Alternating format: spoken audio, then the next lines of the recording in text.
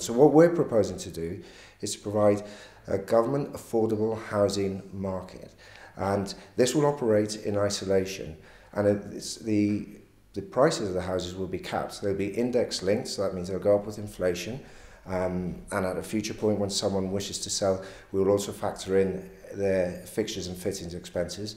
And so it'll be done responsibly. It'll be done on a meritorial basis. There'll be mobility within this system because there will be a couple of tiers. So we'll also have the 3 and the 4 bedders for those wishing to grow their families and move up the chain. So how do people who have bought properties within your affordable housing scheme later buy property in the open market if the value of their properties have been capped and hasn't gone up in value in the same way that the others have? Well, I understand you at that point, and if you look at it from that angle, you may think it unfair, but actually look at it from a responsible angle. Gibraltar has a finite size, and therefore we're using taxpayers' money to look at this distortion and address this distortion that already exists. We're not creating a distortion, we're creating a solution to address that distortion so that people, Gibraltarians, don't have to go and live in Spain and commute into Gib. If we keep pushing the housing market the way it is and we run out of space, and all the houses are at 6, 7, 800,000 plus, then people on a 20, 30, 40,000 pound salary will be completely unable and set adrift from the housing market. So we're addressing that in a responsible manner. Now, the people will always have the opportunity and the option to go into the market, the open market, directly if they so wish, or to perhaps have a windfall and whether they win the lottery or whether they get a large raise in salary, and so they'll be able to make that. But for those who don't, we want to offer them the opportunity, and so they can still grow from a 1 or 2 bedroom up to a 3 or 4 bedrooms. So is capping the properties your solution to preventing homeowners from profiteering from resales? No, the cap will prevent anything because this resale value will be established through a basic formula.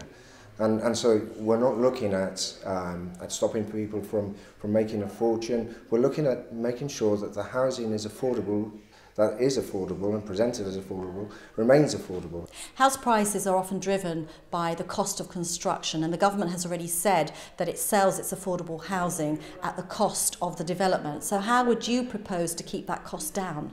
Okay, well, that's a very good question.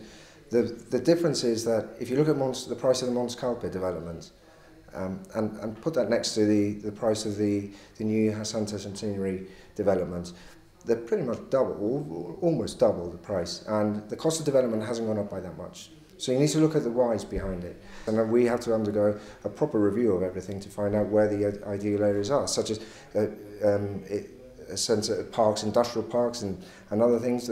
But that will be part of our review, generally speaking.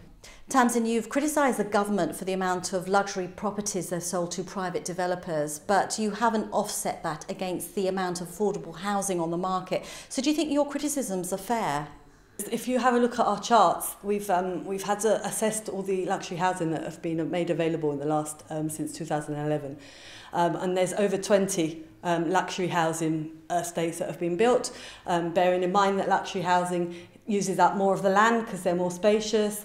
They're using up, they take up more space, they've got more gardens. So we're actually using up a lot of Gibraltar's land, whereas the affordable housing tends to be in a smaller area. It's very dense, it's used up, it's built upwards rather than outwards. So we're actually using less land as well.